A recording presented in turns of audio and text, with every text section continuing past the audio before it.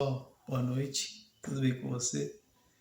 Vocês não acreditam, é a quinta vez que eu tento gravar esse vídeo e não consigo. Toda vez que eu vou gravar o vídeo, no finalzinho aparece alguém batendo na porta. Mas é a realidade do hospital, para dar medicamento, para tirar o lixo, enfim. Mas vamos lá, quinta vez, tomara que dê certo. Boa noite, né? Mais uma vez, espero que você esteja bem. Eu quero discutir com você, discutir não, colocar aqui um pensamento bem atual, né? Bem complicado, né? Na verdade, para os dias de hoje, que é sobre filhos, crianças, né? Mais voltado para crianças do que propriamente filhos. E hoje eu quero fazer diferente. Em primeiro lugar, eu quero pedir para que você se torne evangelista desse canal. A intenção do meu coração, o Pai conhece, é divulgar a palavra de uma maneira saudável, sem discussão teológica, sem opiniões, sabe, soberbecidas, mas de uma maneira simples, cotidiana, dia a dia, o que a gente vive, o que a gente passa. Afinal de contas, não adianta a gente querer trazer uma espiritualidade para tudo que a gente vive num mundo onde a gente precisa por vezes tomar atitudes baseadas na sabedoria e não nas emoções, e não sair espiritualizando tudo como se tudo fosse assim, não é? Às vezes a gente precisa só um pouco de sabedoria. E tá tão perto e a gente às vezes acha que tá tão longe, como o tema que a gente vai ouvir hoje. Tá tão perto e às vezes você acha que tá tão longe. Então eu quero te pedir isso, que você divulgue. Eu não vou colocar aqui opiniões, não vou esboçar nenhuma ideia, porque a tua realidade não é a minha história de vida não é a tua, então não posso julgar.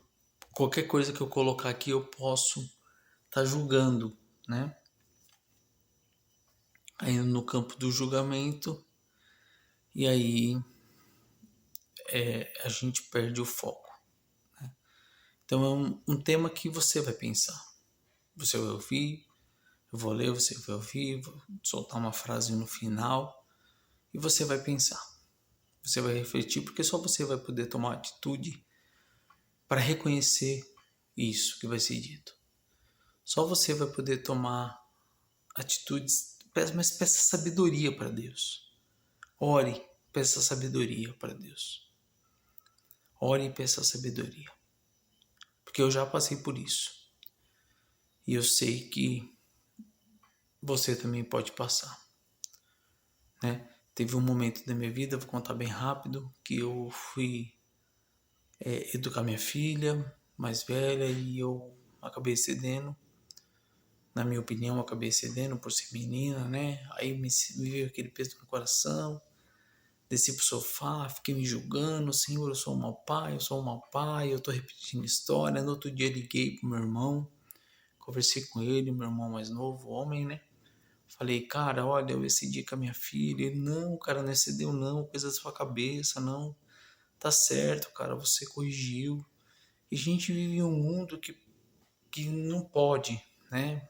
Fazer isso, porque corrigir uma criança, como a Bíblia diz, com a vara é perigo de prisão perpétua, né? Mas enfim, é bonito você apanhar do filho, é bonito o filho fazer escândalo no shopping, é bonito o filho maltratar o pai, mas o pai corrigir o filho e colocar limites nele, não, isso não é legal. Infelizmente, essa é a realidade que a gente vive. Mas, né, como eu disse, não quero ficar colocando muitas coisas para não gerar confusão. E aí eu confessei para ele aquilo tal, e no domingo fomos para a igreja, né, e estava tendo um evento ali profético tal, e o pai me pegou ali naquele momento e eu recebi ali um refrigério do pai, e na terça-feira aconteceu isso, eu estava me julgando como um mau pai, E quando eu estava me recuperando para me levantar, veio uma americana falando brasileiro, né? Daquele jeitinho arrastado dela. E ela olhou assim, veio no meu ouvido e disse assim: "Você não é um mau pai. Você é um bom pai. Deus manda te dizer que você é um bom pai." E aquilo me quebrou, aquilo me trouxe um despertar assim maravilhoso para aquilo que eu precisava, porque eu precisava e eu mudei. Depois de um tempo eu logo mudei, eu logo parei de fazer algumas coisas, porque eu percebi que eu precisava mudar, para que minha filha pudesse ser saudável no seu emocional, de uma maneira, claro, que eu possa proporcionar para ela. Mas eu primeiro me arrependi, depois confessei a alguém que eu tinha feito, né? E o pai veio até mim e jogou esse refrigério. E o tema que eu quero falar é sobre criança, né? E eu vou ler a Bíblia e eu vou ler um texto do livro do Philip Yancey e vou soltar uma frase e você vai pensar, tá bom? Vamos ficar combinado assim? E aí eu tenho certeza que o pai vai falar no seu coração. Bom, o texto está lá em Mateus 21, versículo 15 e 16. Diz assim: Entretanto, quando os chefes dos sacerdotes e os escribas viram as maravilhas realizadas por Jesus e as crianças exclamando no templo: Hosana ao filho de Davi, se revoltaram e indagaram dele. Revoltaram-se e começaram a indagar Jesus porque as crianças estavam exclamando, expressando o sentimento. Viram as maravilhas, estavam expressando o sentimento delas. Hosana ao filho de Davi, reconheceram já. Crianças reconheceram o que os sacerdotes e os escribas deveriam ter reconhecido, mas não reconheceram. Aí você vai pegando as coisas lá do tempo de Jesus, depois a gente vai ler aqui no livro e você vai pensar. Aí indagaram Jesus: Não ouve o que essas crianças estão proclamando? Estão reconhecendo? Né? Estão dizendo? Não está ouvindo o que essas crianças estão proclamando? Ele disse: Sim. E vós? Nunca lestes? Dos lábios das crianças e dos recém-nascidos suscitaste o verdadeiro louvor. Jesus disse: Olha, vocês deveriam saber que é do lábio delas que suscita o verdadeiro louvor. E do gemido do recém-nascido, clamando por um leite, também sai um verdadeiro louvor. Aquela fome genuína, aquela sede genuína, aquela necessidade de ser suprido genuína. Jesus está dizendo: sim, eu entendo tudo isso, vocês deveriam entender também. Dizendo lá na época dele. Crianças sendo julgadas porque estavam exclamando quem era Cristo. Calam-te, fiquem quietas, vocês não sabem o que estão falando. Agora vamos para o texto, para os dias de hoje.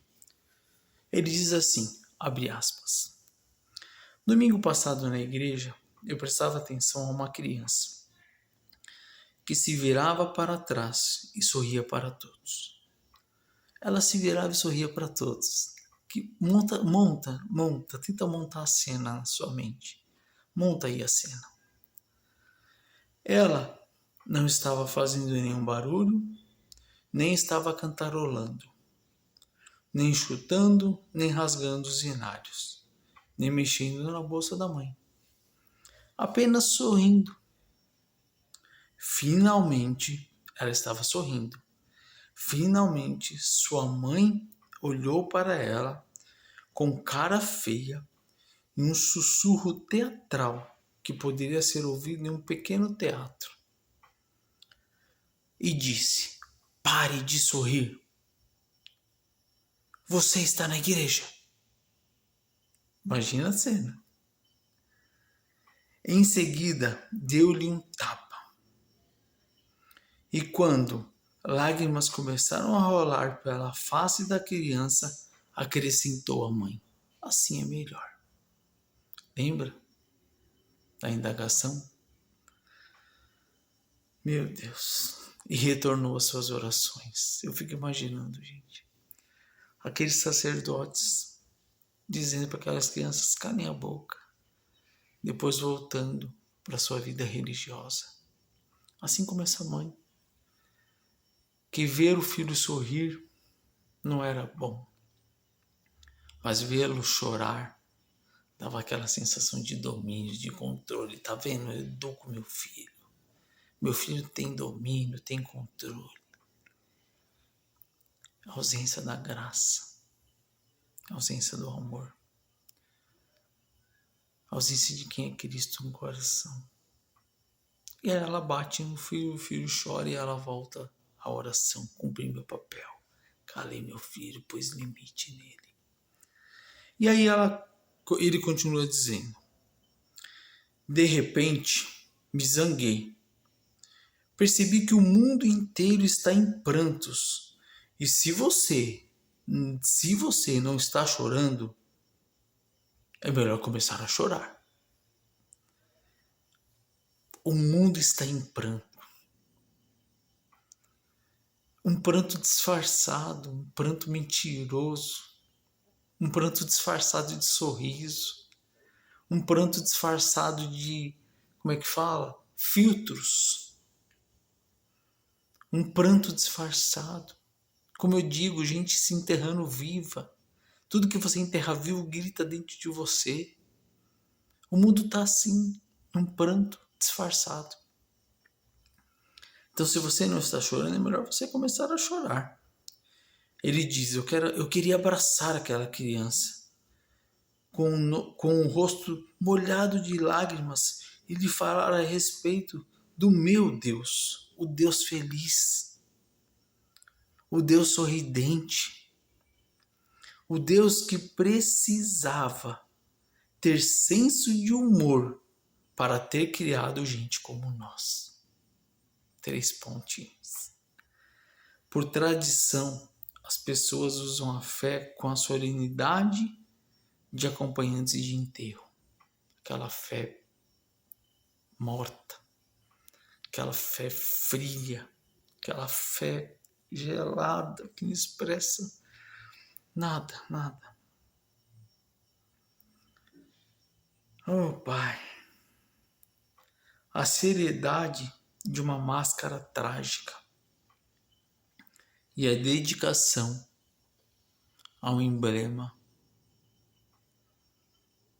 de uma mentira, se dedicando a uma denominação, mas vivendo mentira. Que loucura, pensei. Aqui está uma mulher sentada ao lado da única luz que ainda existe em nossa civilização: criança. A única esperança: criança.